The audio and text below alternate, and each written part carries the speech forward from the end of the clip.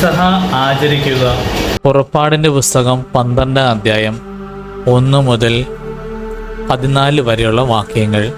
പെസഹ ആചരിക്കുക. കർത്താവ് ഈജിപ്തിൽ വെച്ച് മോശയോടും അഹറോനോടും അരുളി ചെയ്തു, ഈ മാസം നിങ്ങൾക്ക് വർഷത്തിൻ്റെ ആദ്യ മാസമായിരിക്കണം. ഇസ്രായേൽ സമൂഹത്തോട് മുഴുവൻ പറയുവിൻ, ഈ മാസം 10-ാം ദിവസം ഓരോ കുടുംബത്തലവനും ഓരോ ആട്ടിൻകുട്ടിയെ കരുതി വയ്ക്കണം. ഒരു വീടിന് ഒരാട്ടിൻകുട്ടി വീതം. ഏതെങ്കിലും കുടുംബം ഒരാട്ടിൻകുട്ടിയെ മുഴുവൻ ഭക്ഷിക്കാൻ മാത്രം വലുതല്ലെങ്കിൽ ആളുകളുടെ എണ്ണം നോക്കി അയൽ കുടുംബത്തെയും പങ്കു ചേർക്കട്ടെ. ഭക്ഷിക്കാനുള്ള കഴിവ് പരിഗണിച്ച് വേണം ഒരാടിന് വേണ്ട ആളുകളുടെ എണ്ണം നിശ്ചയിക്കാൻ. കോലാടുകളിൽ നിന്നോ ചെമ്മരികാടുകളിൽ നിന്നോ ആട്ടിൻകുട്ടിയെ തിരഞ്ഞെടുത്തു കൊള്ളുക.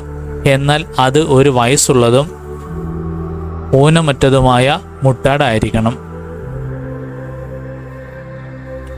ഈ മാസം 14-ാം ദിവസം വരെ അതിനെ സൂക്ഷിക്കണം. ഇസ്രായേൽ സമൂഹം മുഴുവൻ തങ്ങളുടെ ആട്ടിൻകുട്ടിയെ അന്ന് സന്ധ്യയ്ക്ക് കൊല്ലണം.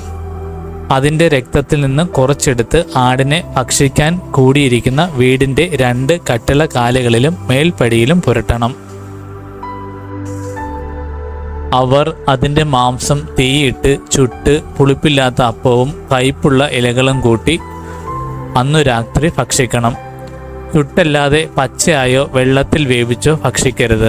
അതിനെ മുഴുവനും തലയും കാലും ഉൾഭാഗവും അടക്കം ചുട്ട് ഭക്ഷിക്കണം. പ്രഭാതമാകുമ്പോൾ അതിൽ യാതൊന്നും അവശേഷിക്കരുത്. എന്തെങ്കിലും മിച്ചം വന്നാൽ തീയിൽ ദഹിപ്പിക്കണം. ഇപ്രകാരമാണ് അത് ഭക്ഷിക്കേണ്ടത്. അരമുറക്കി ചെരുപ്പുകൾ അണിഞ്ഞ് വടി കയ്യിലേന്തി തിടുക്കത്തിൽ ഭക്ഷിക്കണം. കാരണം അത് കർത്താവിൻ്റെ പെസഹായാണ്. ആ രാത്രി ഞാൻ ഈജിപ്തിലൂടെ കടന്നു പോകും. ഈജിപ്തിലെ മനുഷ്യരുടെയും മൃഗങ്ങളുടെയും ആദിജാതരെയെല്ലാം ഞാൻ സംഹരിക്കും. ഈജിപ്തിൻ്റെ ദേവന്മാർക്കെല്ലാം എതിരായി ഞാൻ ശിക്ഷാവിധി നടത്തും. ഞാനാണ് കർത്താവ്. കട്ടളയിലുള്ള രക്തം നിങ്ങൾ ആ വീട്ടിൽ താമസിക്കുന്നുവെന്നതിൻ്റെ അടയാളമായിരിക്കും. അത് കാണുമ്പോൾ ഞാൻ നിങ്ങളെ കടന്നു പോകും. ഞാൻ ഈജിപ്തിനെ പ്രഹരിക്കുമ്പോൾ ആ ശിക്ഷ നിങ്ങളെ ബാധിക്കുകയില്ല. ഈ ദിവസം നിങ്ങൾക്ക് ഒരു സ്മരണ ദിനമായിരിക്കട്ടെ.